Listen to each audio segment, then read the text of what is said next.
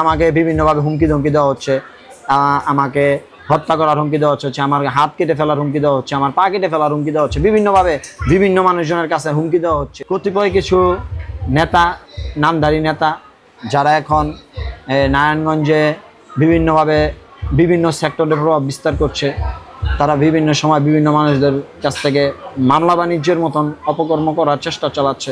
রাগ আর ক্ষোভের মূল কারণটা হচ্ছে এই আনোয়ার হোসেন আনু হত্যাকাণ্ডই। বঙ্গবীর কাদের সিদ্দিকী বীরুত্তমের প্রতিষ্ঠিত রাজনৈতিক দল কৃষক শ্রমিক জনতা লীগের সহযোগী ছাত্র সংগঠন ছাত্র আন্দোলনে নারায়ণগঞ্জ জেলার প্রথম সদস্য হিসেবে যুক্ত হই। পরবর্তীতে 2016 সাল থেকে 2023-24 সাল পর্যন্ত আমি নারায়ণগঞ্জ জেলা ছাত্র আন্দোলনের সভাপতির দায়িত্ব পালন করি এবং পরবর্তীতে আমি আমার ছাত্রত্ব শেষ হওয়ার কারণে আমি আর ছাত্র রাজনীতির সাথে সম্পৃক্ত নেই। আমি নারায়ণগঞ্জ জেলা যুব আন্দোলনের সমন্বয়কের দায়িত্ব পালন করছি। আমরা নারায়ণগঞ্জে প্রায় 5-6 জন সমন্বয়ক মিলে নারায়ণগঞ্জ জেলা যুব আন্দোলনের সমন্বয়কের দায়িত্ব পালন করছি। গত জুলাই আগস্টের বিপ্লবের পরে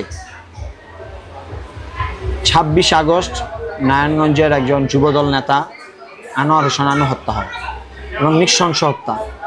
সেই হত্যার পরবর্তী মুহূর্তে আমি তার পক্ষ বলতে আমি তার যে মামলাটা হয়েছে, আনোয়ার হোসেন আনু হত্যা মামলা হয়েছে, সেই মামলার পুলিশ প্রশাসন বলেন,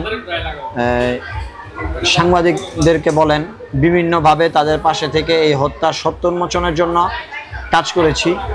সেই সুবাদে আসামি পক্ষ বা এই মামলায় যারা আসামি রয়েছেন তাদের একটি মহল উদ্দেশ্য প্রণোদিতভাবে যারা এই হত্যা মামলার আসামি, আমি সবার কথাই বলছি, যারা এই হত্যা মামলার আসামি তারা উদ্দেশ্য প্রণোদিতভাবে আমাকে বিভিন্ন সময় বিভিন্নভাবে হুমকি ধমকি প্রদর্শন করেছেন, যার ডকুমেন্টস আমার কাছে রয়েছে। তারা আমাকে হত্যা করার হুমকি দিয়েছে, সেই ধরনের এভিডেন্স আমার কাছে আছে।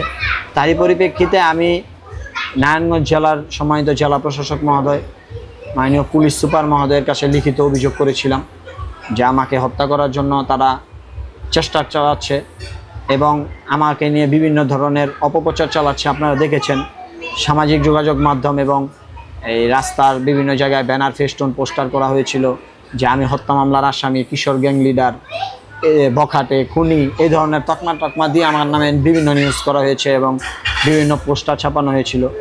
এই সমাজের অনেক মানুষ জানে আমি বিভিন্ন স্বেচ্ছাসেবী সংগঠনের সাথে সম্পৃক্ত। যাই আমাকে নিয়ে যে হত্যা, এই নতুন করে আবার একটা মামলা করা হয়েছে, আমি গতকালকে জানতে পারলাম এবং আমি সংশ্লিষ্ট থানার যে তদন্ত কর্মকর্তা এই মামলাটা তদারকি করছেন, যে অভিযোগের পরিপ্রেক্ষিতে তদন্ত করবেন, SI শহীদুল সাহেব, আমি তার সাথে ফোনে যোগাযোগ করেছি। তাকে জিজ্ঞেস করেছিলাম যে আসলে এই মামলাটা যে হইল, অভিযোগটা হইল, এই বিষয়টা কি আমাকে একটু জানাবেন। উনি বললো আজকে উনি এই বিষয়টা নিয়ে তদন্ত করবে, তদন্তের পরে জানা যাবে আসলে মূল ঘটনা কি। সাথে আমাকে সম্পৃক্ত করা হচ্ছে বিসিকের ঘটনায়।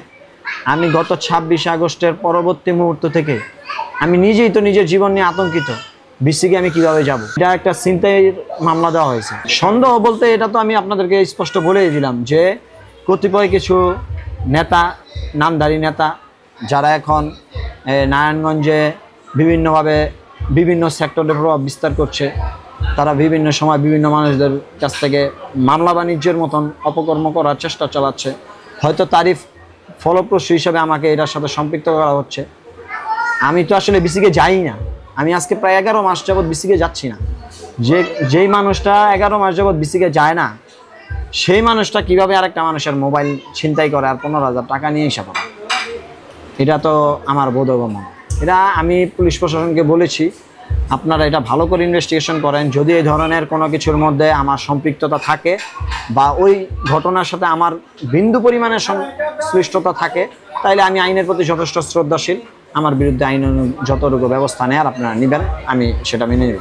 আমাকে বিভিন্নভাবে হুমকি ধমকি দেওয়া হচ্ছে, আমাকে হত্যা করার হুমকি দেওয়া হচ্ছে, আমার হাত কেটে ফেলার হুমকি দেওয়া হচ্ছে, আমার পা কেটে ফেলার হুমকি দেওয়া হচ্ছে, বিভিন্নভাবে বিভিন্ন মানুষজনের কাছে হুমকি দেওয়া হচ্ছে। এবং আমাকে আপনারা অনেকেই জানেন যে আমি নারায়ণগঞ্জ সিটি কর্পোরেশনের 24-27টা ওয়ার্ডের মধ্যে বিভিন্ন ওয়ার্ডের এই যে টিসিবির পণ্য বিতরণ করা হয়, সবচেয়ে সুন্দর এবং পরিচ্ছন্নভাবে এবং স্বচ্ছতা এবং জবাবদিহিতার মাধ্যমে যেভাবে টিসিবির পণ্যগুলো বিতরণ করতে আমরা সেইভাবে বিতরণ করার চেষ্টা করি এবং করি। সেইখানে আমাকে বিসিবির পণ্য চুরি করার তকমা দিয়ে নিউজ করা হয়েছে। এখন আমি আসলে মানসিকভাবে অনেকটা বিপর্যস্ত। এখন এই মুহূর্তে এই ধরনের নিউজ এবং বিভিন্নভাবে হয়রানিমূলক যে মামলা দেওয়ার পরিকল্পনা করা হচ্ছে, আমি এর থেকে একটা প্রতিকার চাই। আচ্ছা, রাগ আর ক্ষোভের মূল কারণটা হচ্ছে এই আনোয়ার হোসেন আনু হত্যাকাণ্ডই। আর এই আনোয়ার হোসেন আনু হত্যাকাণ্ডের পরবর্তী মুহূর্ত থেকে আমি যেহেতু পুলিশ প্রশাসনকে বিভিন্নভাবে সহযোগিতা করছি এই হত্যা মামলার সত্য উন্মোচনের জন্য, সেহেতু আসামি পক্ষের, আপনারা জানেন আসামি পক্ষ অনেক শক্তিশালী। তারা এখন বাংলাদেশের রাজনৈতিক প্রেক্ষাপট পরিবর্তনের কারণে তারা এখন রাজনৈতিকভাবে অনেক সচ্ছল হয়ে গেছে। তাদের মধ্যেই একজন এই মামলার আসামি, স্বেচ্ছাসেবক দলের নেতা, তিনি হয়তো উদ্দেশ্যপ্রণোদিতভাবে, হয়তো বলতে কি আমি 100% এনশিওর যে তার প্রণোদনায় হয়তো এই ধরনের নিউজগুলি করা হচ্ছে এবং আমাকে মামলার সাথে সম্পৃক্ত করার চেষ্টা করা হচ্ছে। এবং আমি পূর্বেও বলেছি, আপনারাদেরকে আমি অনেকবার অবগত করেছি যে তিনি সরাসরি আমার সাথে ফেস টু ফেসও আমাকে হত্যা করার জন্য পরিকল্পনা সাজিয়েছেন। তার সাথে আমার সাথে এই হত্যাকাণ্ডের পরবর্তী মুহূর্তে তিনি যখন মামলা থেকে বেরিয়ে আসলেন, জামিনে মুক্ত হয়ে আসলেন, তার সাথে আমার সাথে দেখা হয়েছিল আপনার লাভ স্টার রেস্টুরেন্টের লিফটে। তিনি তাৎক্ষণিক, আমার সাথে অনেক লোকজন ছিল বিদায় আমার সাথে ওই ধরনের কোনো মানে মিসবিহেভ করা হয় না, কিন্তু আমার সাথে তার সাথে একটা মানে বাকবিতর্কের মতো একটা পরিস্থিতির সৃষ্টি হয়েছিল। তাৎক্ষণিক তিনি আমাকে একটা উচ্চবাচ্য করে গালিগালাজও করেছিলেন সেই সময়। তো আমি আর সেই বিষয়টাকে, যেহেতু আমি একটা প্রোগ্রামে যাচ্ছিলাম, সেহেতু আর ওই বিষয়টা নিয়ে আমি আর তাৎক্ষণিক কোনো প্রতিক্রিয়া দেখাইনি। আমি আমার যে লয়াররা আছে, আনু হত্যা মামলা যে লয়াররা আছে, আমি তাদেরকে অবগত করেছিলাম বিষয়টা। আর আপনাদের মাধ্যমে আমি এই নারায়ণগঞ্জের সাংবাদিক সমাজের সকলের কাছে একটা সবিনয় অনুরোধ জানাতে চাই যে আপনারা যদি কোনো নিউজ প্রচার করেন, কারো বিরুদ্ধে কোনো নিউজ প্রচার করতে হলে আপনারা স্বচ্ছতা এবং জবাবদিহিতার জায়গা থেকে আপনারা একটু ইনভেস্টিগেশন করে যা সত্য তাই প্রচার করেন। আমি আপনাদের সকলের প্রতি, সাংবাদিক সমাজের প্রতি আমি অত্যন্ত শ্রদ্ধাশীল, তাদের প্রতি আমি অনেক শ্রদ্ধা রেখেই বলছি যে আপনারা যদি কোনো মিথ্যা নিউজ করান, মানুষের মন মানসিকতা সবসময় তো একরকম থাকে না, মানসিকভাবে অনেক মানুষটা বিপর্যস্ত হয়ে যায়। যেহেতু আমি আপনাদেরকে বারংবার বলছি যে আমার ওয়াইফ দীর্ঘদিন অসুস্থ, সে এখনও অসুস্থ অবস্থায় আছে, তা আমি তার পাশে থাকতে পারছি না, তাকে আমি আমাদের বাড়িতে রেখেছি, আমি আরেকটা বাসায় থাকছি।